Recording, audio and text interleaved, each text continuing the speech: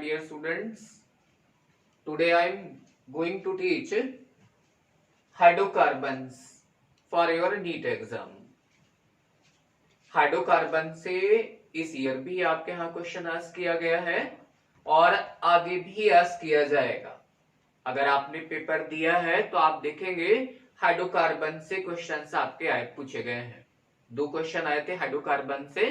तो हाइड्रोकार्बन से कभी कभी 2 क्वेश्चन आते हैं या 2 से ज्यादा भी पूछे जा सकते हैं. तो this is also very important topic of your organic chemistry.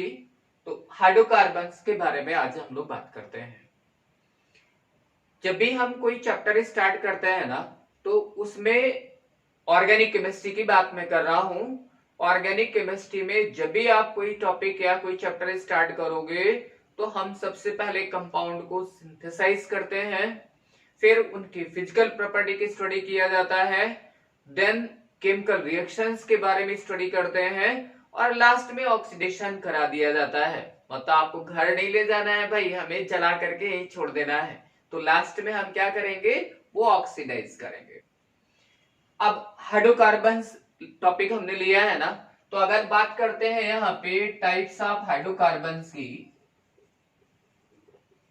Types of hydrocarbons की, तो हाइड्रोकार्बन्स आपके ये 3 टाइप के लिए जाते हैं भाई. एक जैसे आप यहां पर पढ़ते हो, ये आपके सैचुरेटेड हाइड्रोकार्बन, सैचुरेटेड हाइड्रोकार्बन्स. दूसरे आपके होते हैं अनसैचुरेटेड हाइड्रोकार्बन्स, अनसैचुरेटेड हाइड्रोकार्बन्स. और तीसरे हमारे हैं एरोमेटिक, एरोमेटिक हाइड्रोकार्बन्स, और इन्हीं को आप एरीन्स कहते हैं. तो there are 3 types of hydrocarbons, saturated, unsaturated and aromatic. Online classes में या वीडियो लेक्चर में आपको सारी चीजें नहीं सिखाई जा सकती हैं. वीडियो लेक्चर्स में आपको बहुत माइनर चीजें हम नहीं बता पाते हैं. ये इसके लिए जब आप ऑनलाइन लाइव क्लास हमारी अटेंड करेंगे तो उसमें आपको ढेर सारी चीजें, यानी आपको डिटेल जब लेनी हो, आपको बहुत माइनर चीजें भी स्टडी करनी है, चैप्टर हमें बहुत डेप्थ में ले जाना है, तो उसके लिए ऑनलाइन लाइव क्लास की जरूरत पड़ती है. वीडियो क्लास में सिर्फ हम आपको ब्रीफ जानकारी दे देते हैं और बच्चों को यह कहा जाता है कि अगर आपको डेप्थ में नॉलेज गेन करनी है, हमसे लाइव जुड़ना है, हमसे लाइव क्वेश्चन आपको आस्क करना है, तो आप लाइव क्लास हमारी अटेंड जरूर करें. यहां पर saturated hydrocarbon, unsaturated hydrocarbon and aromatic hydrocarbon और एरीन्स. सैचुरेटेड हाइड्रोकार्बन किनको कहते हैं, तो इसकी पहचान होती है, जैसे आपने लिया सैचुरेटेड हाइड्रोकार्बन.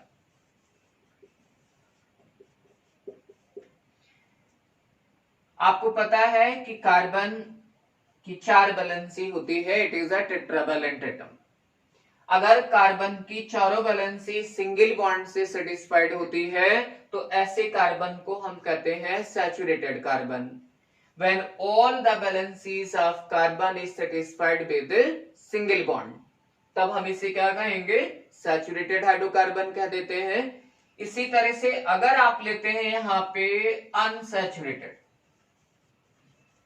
अनसैचुरेटेड हाइड्रोकार्बन, तो अगर यही आपकी जो वैलेंसी है ना कार्बन की चारों वैलेंसी, ये सिंगल बॉन्ड के जगह पर अगर आप ले लेते हैं डबल बॉन्ड और आप ले लेते हैं ट्रिपल बॉन्ड, तो जब आपके कार्बन की जो 4 वैलेंसीज हैं, अगर उन्हें सेटिस्फाइड करने के लिए डबल बॉन्ड या ट्रिपल बॉन्ड का यूज किया जाता है ना, तो ऐसे हाइड्रोकार्बन को आप अनसैचुरेटेड हाइड्रोकार्बन कहते हैं. तो ये हो गया आपका सैचुरेटेड हाइड्रोकार्बन और ये हमारा अनसैचुरेटेड हाइड्रोकार्बन. अब थोड़ा सा केमिकल बॉन्डिंग भी आप लोगों ने पढ़ रखा है ना, तो आप हाइब्रिडेशन यहीं पर चेक कर लो. सैचुरेटेड हाइड्रोकार्बन में जो कार्बन एटम होता है इट इज sp3 हाइब्रिडाइज्ड, और जो अनसैचुरेटेड हाइड्रोकार्बन में अगर आपका कार्बन कार्बन डबल बॉन्ड है, जिनको आप कहते हैं अल्कीन्स, तो अल्कीन्स में ये जो कार्बन एटम का हाइब्रिडाइजेशन है this is sp2 hybridised. Triple bond वाले को हम कहते हैं अल्काइंस, इसका क्या नाम दिया जाएगा, अल्काइंस। और अल्काइंस में जो कार्बन एटम है दिस इज sp हाइब्रिडाइज्ड। तो अब आप देख लीजिए सैचुरेटेड हाइड्रोकार्बन का जो कार्बन एटम है that is sp3 hybridised. Carbon carbon double bond जो अल्कीन्स है उसमें कार्बन एटम का हाइब्रिडाइजेशन sp2, और अल्काइंस में जो कार्बन एटम है उसका हाइब्रिडाइजेशन sp होता है। इससे भी क्वेश्चन आस्क किए जाते हैं, जैसे आपको एक क्वेश्चन दिया गया, आस्क किया गया हमने जैसे एक ये हाइड्रोकार्बन का एग्जांपल लिखा CH3 CH double bond CH2 और ये C triple bond C and CH3। Question ये आस्क किया जाता है कि जैसे ये आपका हाइड्रोकार्बन दिया गया है तो इन हाइड्रोकार्बन्स में कार्बन एटम के हाइब्रिडाइजेशन का ऑर्डर आस्क किया जाता है।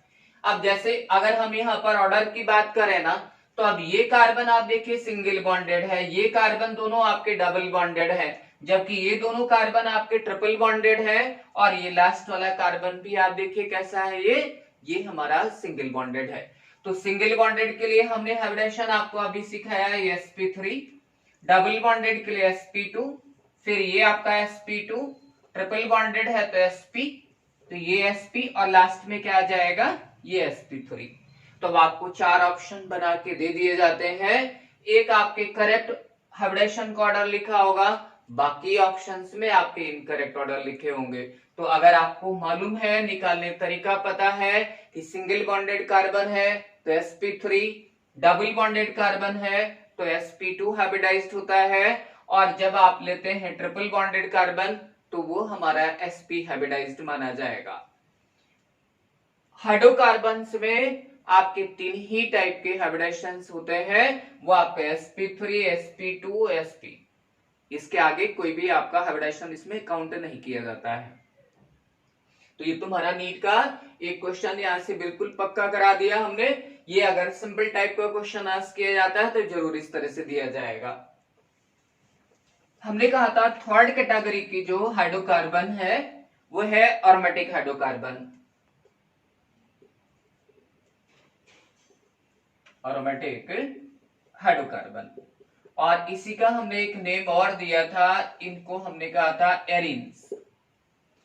अब अगर हम एरोमेटिक हाइड्रोकार्बन के एरोमेटिसिटी पर चलें तो एरोमेटिसिटी निकालने के लिए आप हकल रूल यूज करते हैं।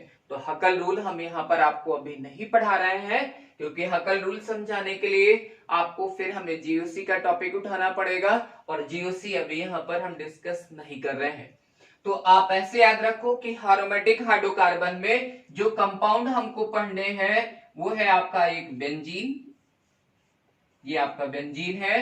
दूसरा कंपाउंड हमको पढ़ना है जो है वो आपका टॉल्विन है। अनदर आप कंपाउंड पढ़ सकते हो, ये आप लीजिए जाइलिन ले लीजिए, दिस इज बेंजीन, ये आपका टॉल्विन,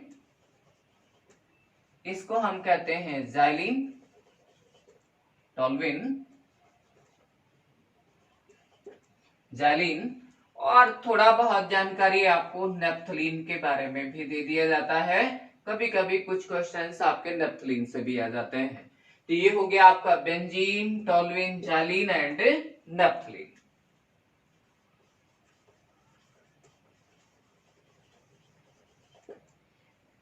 तो हमने आपको बताया 3 टाइप के hydrocarbons, saturated, unsaturated and aromatic. इन्हीं के साथ साथ कुछ आपके दूसरे कंपाउंड भी लिए जाते हैं जिनको हम एलिसाइक्लिक कंपाउंड्स कहते हैं। तो एलिसाइक्लिक आपके बिल्कुल ओपन कंपाउंड की तरह से होते हैं बेटा, पर यहां पर जैसे अगर हम बात करें एलिसाइक्लिक कंपाउंड्स की, एलिसाइक्लिक, तो इनमें आपके आते हैं cyclic hydrocarbons, cyclic hydrocarbons. Cyclic hydrocarbons में जैसे आप लेते हैं ये साइक्लोप्रोपेन है, अनदर आपका साइक्लोब्यूटेन ले लीजिए, अनदर हमारा आता है साइक्लोपेंटेन एंड अनदर कंपाउंड हमारा ले लिया जाता है साइक्लोहेक्सेन। तो cyclopropane, cyclobutane, cyclopentane and cyclohexane. अगर अल्कीन्स लेते हैं तो समटाइम्स आप इस तरह से ले लेते हैं साइक्लोब्यूटीन, ये आप ले लीजिए साइक्लोपेंटीन, और आप साइक्लोहेक्सीन भी यूज करते हैं। तो ये हमारे साइक्लोअल्केन्स है और ये क्या है हमारे साइक्लोअल्कीन्स है। पर ये ओपन चेन कंपाउंड की तरह ही इनकी प्रॉपर्टी होती है। इनमें केवल ये जो साइक्लोप्रोपेन है ये हमारा एक्सेप्शनल होता है। इसकी प्रॉपर्टी आपके ओपन चेन अल्कीन्स की तरह से काउंट किया जाता है। क्यों होता है आगे हम लोग डिस्कस करेंगे। तो ये क्लासिफिकेशन आपने देख लिया कि हमारे 3 टाइप के तो मेन हाइड्रोकार्बन्स थे, साथ में हमने साइक्लिक हाइड्रोकार्बन्स को भी साथ में आपको काउंट करा दिया है।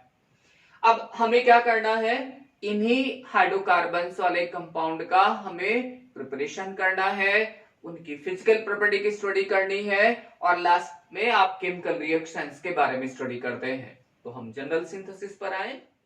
जनरल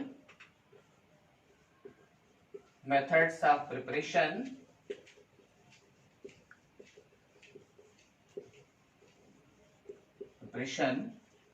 और इसी को आप कहते हैं सिंथेसिस, और आप कह सकते हैं डायरेक्ट कन्वर्जेंस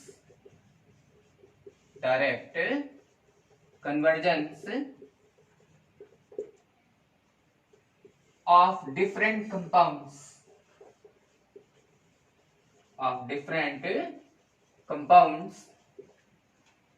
into हाइड्रोकार्बन्स।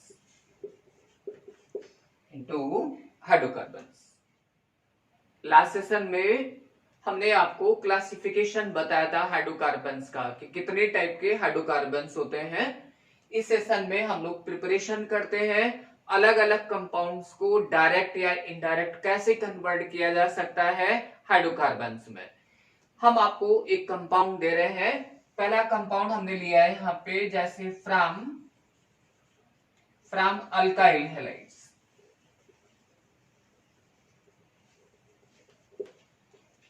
आपको एक कंपाउंड हमने दिया है अल्काइल हैलाइड्स। अब इस अल्काइल हैलाइड को अगर आपको हाइड्रोकार्बन में कन्वर्ट करना है तो कितने तरीके से कन्वर्ट किया जा सकता है। अल्काइल हैलाइड्स को हाइड्रोकार्बन में कन्वर्ट करने के हमारे 3 तरीके हैं, 3 मेथड्स हम लोग यूज करते हैं। एक आप लेते हैं बाय रिडक्शन, अनदर आप लेते हैं by Wurtz synthesis,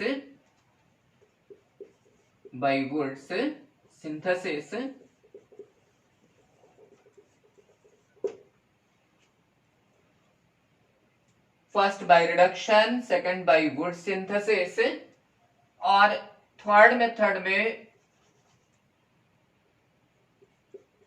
Frankland reaction ले लो, फ्रैंकलैंड रिएक्शन।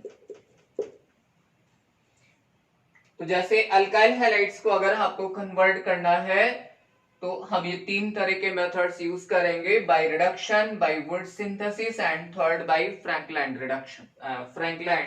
रिएक्शन। अब पहला मेथड लिया जाए बाय रिडक्शन।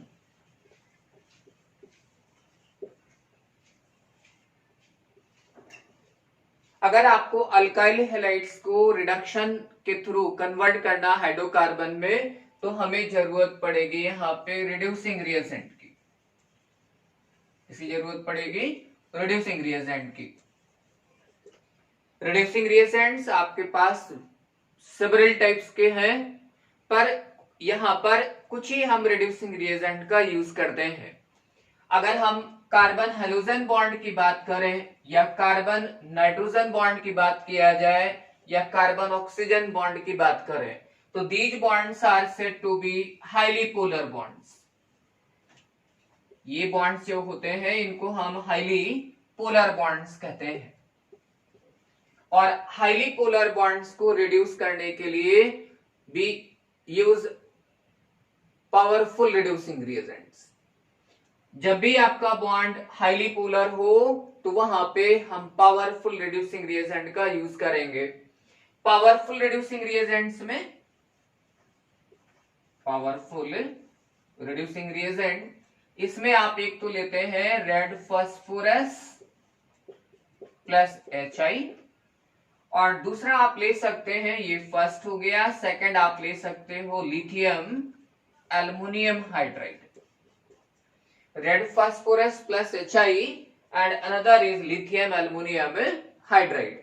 तो हमें ज्यादा रिड्यूसिंग रिएजेंट आपको नहीं याद रखना है, आपको दो रिड्यूसिंग रिएजेंट बस ध्यान में रखिए कि रेड फास्फोरस प्लस HI, दूसरा लिथियम एल्युमिनियम हाइड्राइड। ये दोनों रिड्यूसिंग रिएजेंट कभी भी आपके carbon carbon double bond and carbon carbon triple bond को रिड्यूस नहीं करते हैं। these two reagents never affect the carbon carbon double and carbon carbon triple bond, because carbon carbon double and triple bonds are non polar bonds। तो non polar bonds के लिए ये आपके useful reducing reagent नहीं है। हाँ, अगर आपका carbon carbon double bond conjugation में हो, जैसे बेंजीन रिंग के साथ अगर आपका कंजुगेट कर रहा है ना, तो वो बॉन्ड आपका पोलराइज हो करके वो रिड्यूस किया जा सकता है, पर डायरेक्ट कभी भी कार्बन कार्बन डबल और कार्बन कार्बन ट्रिपल बॉन्ड को हम रिड्यूस नहीं करेंगे। तो ये बात समझ में आ गई होगी आप लोगों को कि जैसे अगर आपको इन बॉन्ड्स को रिड्यूस करना है then we use powerful reducing reagents. और हम आपको सिंपल लैंग्वेज में ये कहे कि सभी रिड्यूसिंग रिएजेंट के जो ग्रैंड पा है ना, वो ये दो माने जाते हैं। जैसे आपको कोई ना याद आए तो ये दो रिड्यूसिंग रिएजेंट हमारे बड़े ही पावरफुल हैं, हम इन्हें सारे रिड्यूसिंग रिएजेंट के ग्रैंड पा की उपाधि देते हैं भाई। तो ये रेड फास्फोरस प्लस HI और दूसरा लिथियम एल्युमिनियम हाइड्राइड। अब जैसे आपने यहां पर बॉन्ड लिया, आपने यहां पर लिया ये कोई अल्काइल हैलाइड है RX, और यहां पर इसको हमने दो हाइड्रोजन दिए। अब ये दो हाइड्रोजन मान लीजिए ये आए हैं लिथियम एल्युमिनियम हाइड्राइड से, लिथियम एल्युमिनियम हाइड्राइड से, then it get converted into RH plus HX। अब इसके जगह पर कोई भी एग्जांपल ले लो, जैसे मान लो अगर हम दिए होते मिथाइल क्लोराइड और एरो पर गिवन होता लिथियम एल्युमिनियम हाइड्राइड, तो ये आपका बन जाएगा मीथेन। इसी तरह से मान लो अगर लिए होते इथाइल ब्रोमाइड और यही सेम रिएजेंट ले लिया जाए तो ये बन जाएगा आपका इथेन। इसी तरह से मान लो अगर आप लिए होते यहाँ पे ये क्लोरोबेंजीन और यही सेम रिएजेंट यूज करो, then it get converted into benzene. आपने यहां पर ले लिया ये साइक्लोहेक्सेन ब्रोमाइड और यही सेम रिएजेंट ले लो, then it get converted into cyclohexane. आपने जैसे लिया यहां पर ये बेंजाइल क्लोराइड लिए होते, क्या लिए होते, बेंजाइल क्लोराइड, और यहां पर यही सेम रिएजेंट रख दिया जाए lithium aluminium hydride, then it get converted into ये टॉल्यूइन में कन्वर्ट हो जाएगा। तो आप देखिए ना भाई, एलिफेटिक भी बन गया, एरोमेटिक भी बन गया, और ये हमारे एलिसाइक्लिक कंपाउंड्स भी आ गए। ठीक है, तो एक मेथड आपने देखा यहाँ पर कि अल्काइल हैलाइड को हम by reducing process directly convert कर सकते हैं, किसमें, हाइड्रोकार्बन्स में। हमने कहा था दूसरा मेथड लिया गया, सेकंड मेथड यूज करते हैं।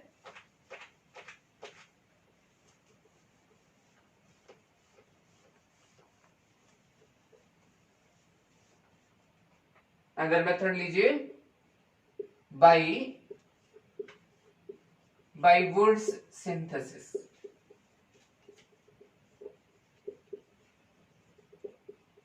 This is very important reaction, ये जनरली आपके हाथ किया जाता है। तो बाय वुड्स सिंथेसिस, इसमें आप क्या करते हैं, अल्काइल हैलाइड को सोडियम मेटल के साथ इन प्रेजेंस ऑफ ड्राई ईथर, आपको ड्राई ईथर यूज करना है। भाई एक्वस मीडियम लिया नहीं जा सकता क्योंकि एक्वस मीडियम में सोडियम आपका जल जाएगा, ये रिएक्शन, ये दूसरा रिएक्शन करने लगेगा।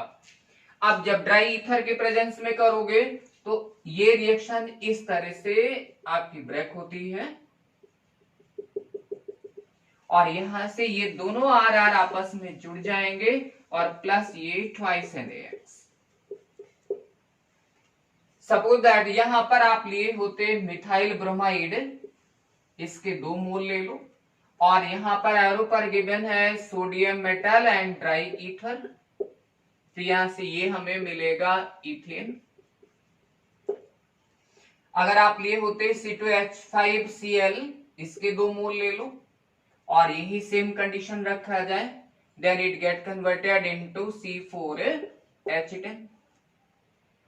यहां अगर आपके मॉलिक्यूल सिमेट्रिकल हैं, दोनों सेम हैं, जैसे यहां पर दोनों मोल आपके मिथाइल ब्रोमाइड के थे, यहां पर दोनों मोल किसके थे, इथाइल क्लोराइड के थे, तो आपको एक ही प्रोडक्ट मिलेगा। पर मान लीजिए अगर मिक्सचर ले लिया जाए, आपने लिया मिथाइल क्लोराइड प्लस यहां पर इथाइल क्लोराइड ले लो और यहां पर आपने लिया सोडियम मेटल ड्राई ईथर, तो अब यहां से हमें 3 टाइप के हाइड्रोकार्बन्स की पॉसिबिलिटी होती है। अब यहां पर सिंगल हाइड्रोकार्बन नहीं मिलेगा, अब यहां पर 3 टाइप के हाइड्रोकार्बन्स आ जाएंगे और वो आपके कौन कौन से मिलेंगे वो आप देखिए। 3 टाइप के हाइड्रोकार्बन्स मिलेंगे।